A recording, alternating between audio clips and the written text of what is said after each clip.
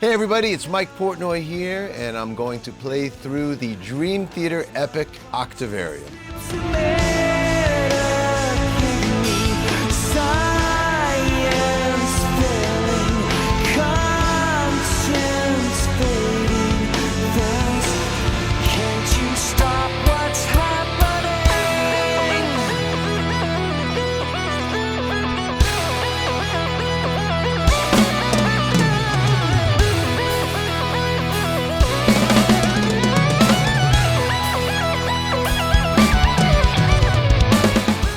Octavarium was Dream Theater's 8th album. We had the idea of creating an entire album based upon a musical octave, being it was our 8th album, and a musical octave is 8 notes, from root all the way up to the octave. So we had this grand concept in mind for the album to actually write a song in each ascending key. So the first song in the album, The Root of All Evil, starts on the root in the key of F. The next song goes to G, the next song goes to an A, and the next song's in the key of B, and so on and so forth, all the way up till the 8th song in the album, which is an octave in the key of F, and it's the title track, Octavarium. To me, that feels like a Jordan Rudess thing. Was that like... No, it was mine, actually. It was yours? Yeah, I brought the idea in of being it was our 8th album. I suggested to the guys, well, let's make an album based on an octave. From there, we went off on this crazy idea of writing a different song in each ascending key. And one of the cool things is actually the Newton's Cradle on the cover, in the back cover, is set up to represent the 8 diatonic songs, and then the birds represent the accidental in-between sound effects. We've always been very comfortable with super long songs in Dream Theater. We've had a history of usually closing most of our albums with a big epic, and Octavarium at the time was one of the most epic of all the epics we had written at that point. The biggest challenge drummers face when learning Dream Theater songs is navigating all the odd time signatures.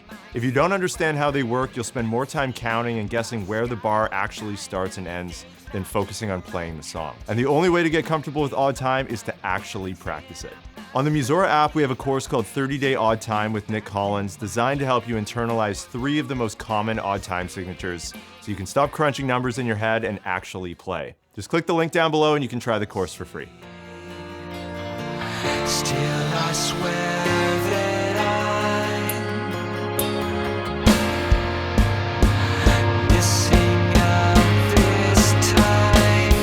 As far as I could tell, there's nothing more I need, but still I ask myself, could this be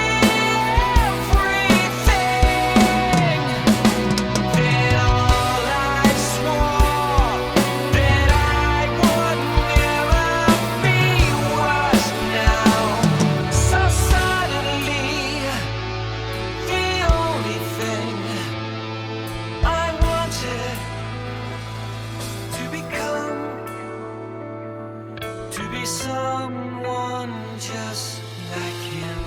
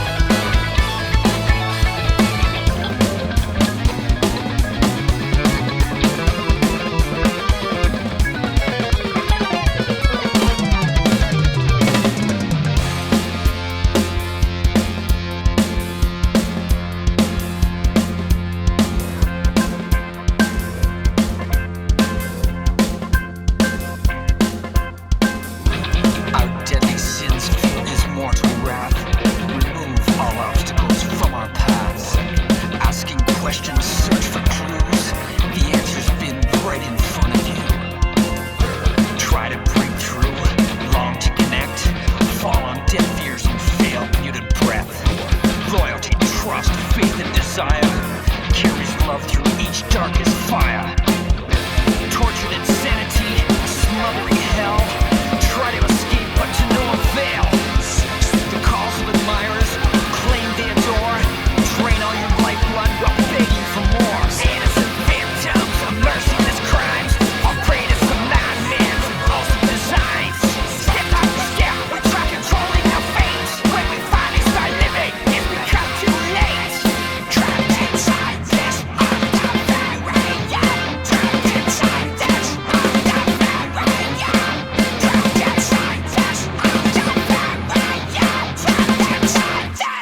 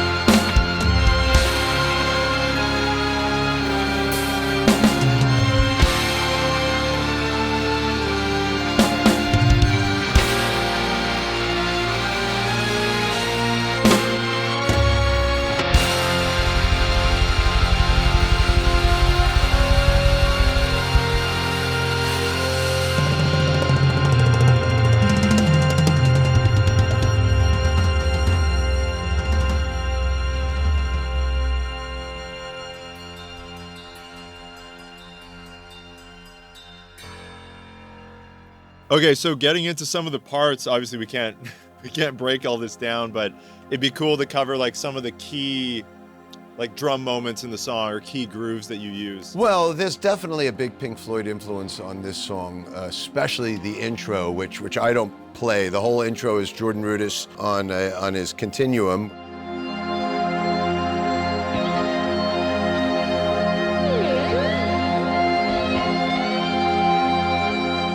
And then the second portion of the intro is Jordan playing on a lap steel guitar. Second section is called the Medicate Me or Medicate. Studio version has a very, very tight piccolo snare.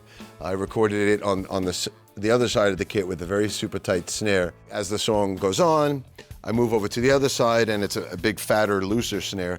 But on the current tour we're doing with Dream Theater, I'm playing it all here. So what I do is I utilize my Melody Master snare for that section, because if you don't know, my signature snares from Tama, the Melody Masters, they have 3 snare settings. There's an off snare, a loose snare, and a tight snare. This way, I don't have to switch sides of the kit. Live, when we get to the Medicate Me section, I turn on the tight snares and play that section with the tight snare, and then when we get out of that section and move on to the next portion of the song, I pull it down to the loose snares. My favorite fill in the Medicate section of the song is in between the first chorus and the second verse, there's a really tasty hi-hat and splash thing I do.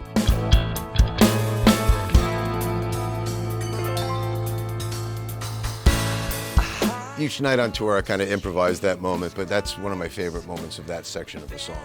It's a really cool kind of metric modulation thing that sets up the next section where it's going. It's like the drums are getting faster and faster. The time signatures and the drums are kind of like morphing.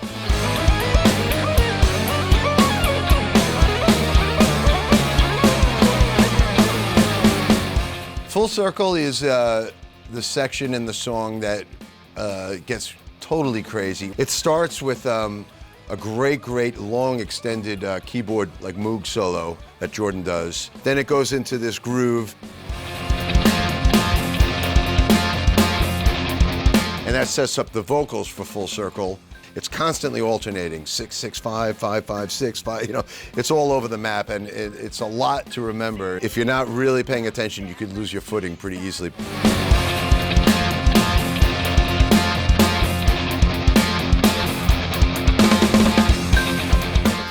And then at the end of the vocal section, after the second chorus of Full Circle, then it goes into the craziest instrumental break.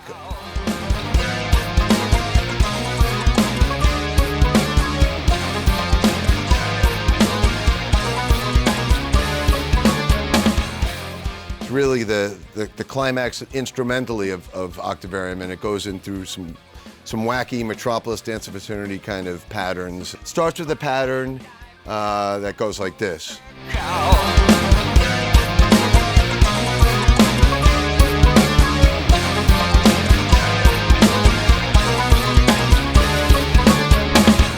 The next section during this instrumental chunk, the tempos are constantly ramping up throughout this entire song.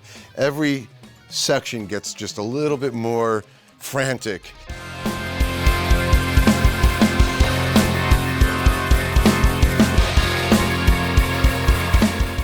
And the tempos keep boosting up, and then it starts to climax.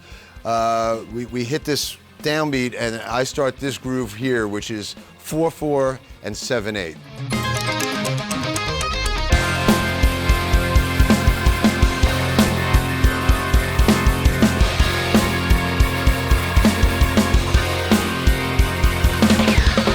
It's building and building and building, and it goes through all these different motions, and it's crazy. But then that climaxes with us landing on a new section, which is basically the intervals section, which counts down each of the intervals and leading to the octave.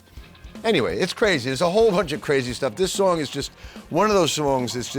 It's got everything in the kitchen sink. And when we write these long, epic prog pieces, those are the most fun because there's no limitations. We don't have to worry about following a traditional arrangement. We don't have to worry about the length of the song. We just let it go and go for the ride. And a lot of times these end up being my favorite songs from the catalog. I just love these big prog epics. So there you have it, Dream Theater's monster epic, Octavarium, performed in its entirety for you right here at Drumeo.